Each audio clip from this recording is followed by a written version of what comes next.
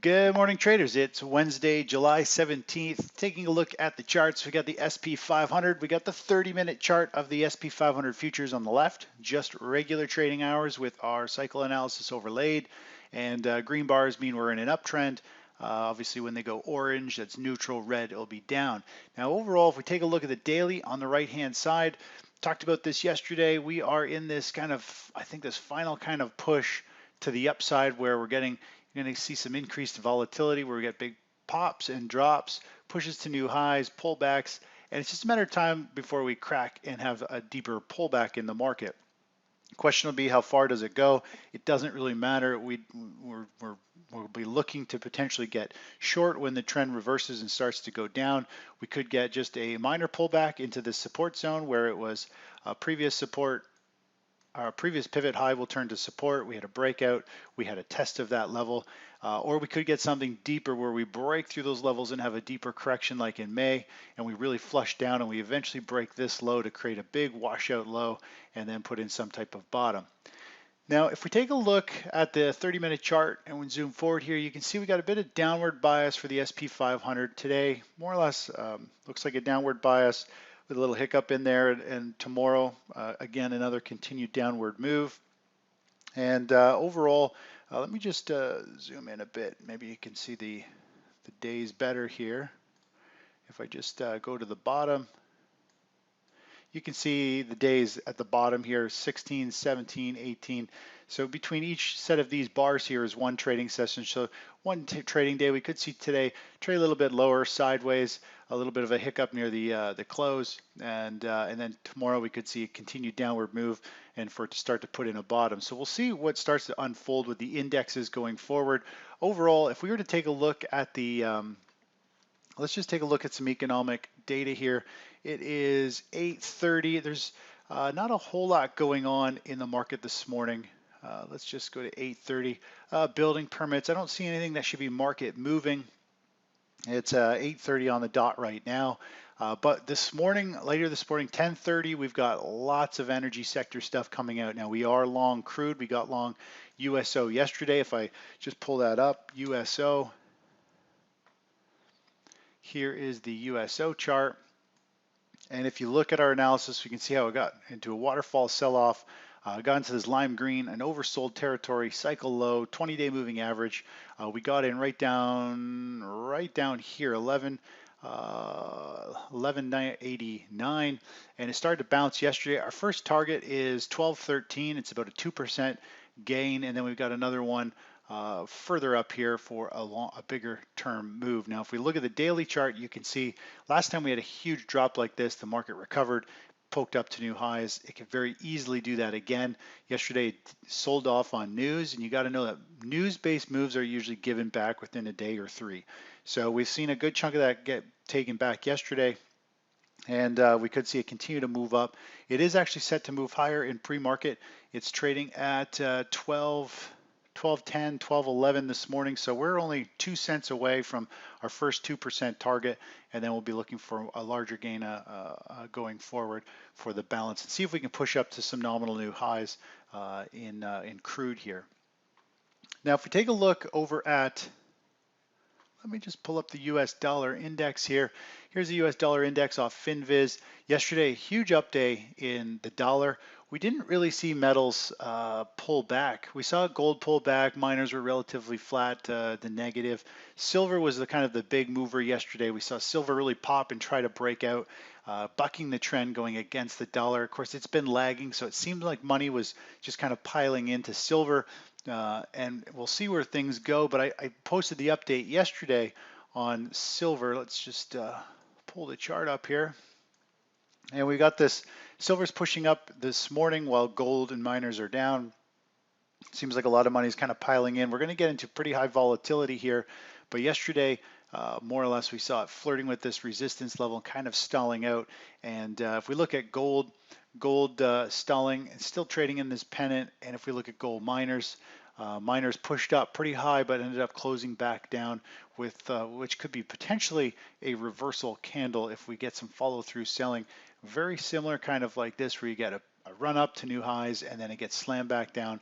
We could easily start to see the metals market start to move lower and become much more choppy and form a topping formation for.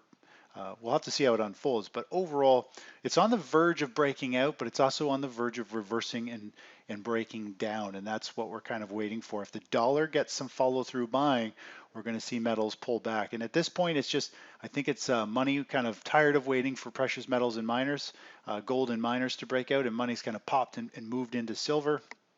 But I think this will fizzle out over time. It's a pretty similar setup to what we've seen all these other times we see these big pops. Silver might pop up and still go higher, but overall it's one of these impulse highs, and we will likely see some type of pullback or pause after that. Of course, we're into resistance, a lot of resistance through this whole topping phase here. So it's not just a one line in the sand, it's kind of a whole zone that it's trading into resistance at this point. Now, if we take a look over at, let's pull up crude real quick here. Crude, you can see here the futures chart having a bounce. The USO mimics what crude oil is doing. You can see the bounce here this morning. Hopefully we'll get some more traction, continue to see this move up. We'll hit our targets.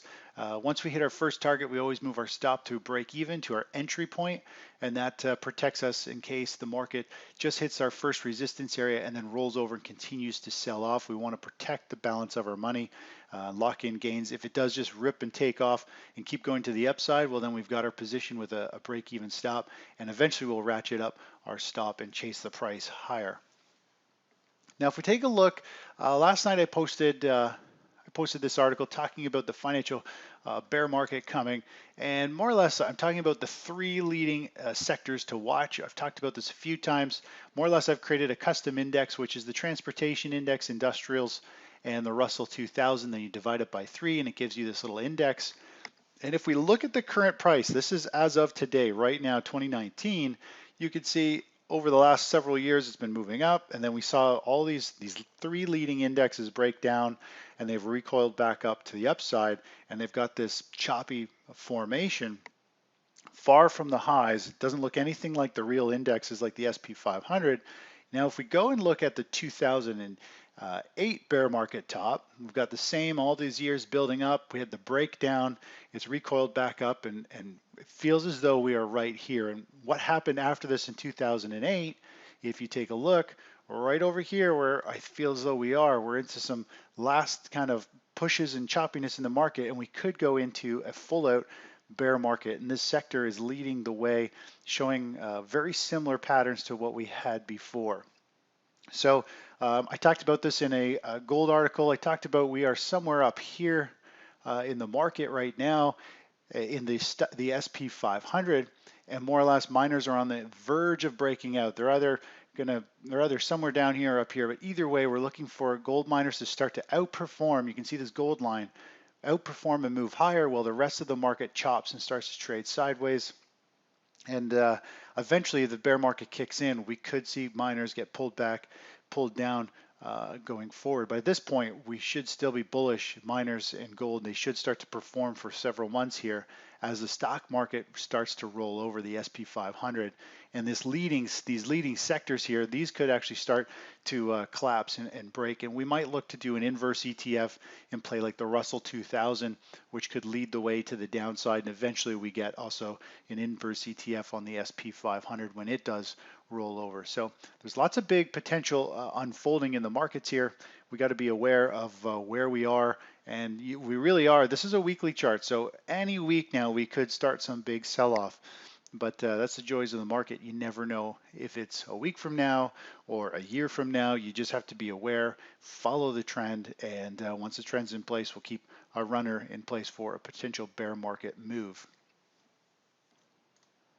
Now, if we take a look at the Russell 2000 index, this is the daily chart. It's the big sell-off going into December and this year's rally.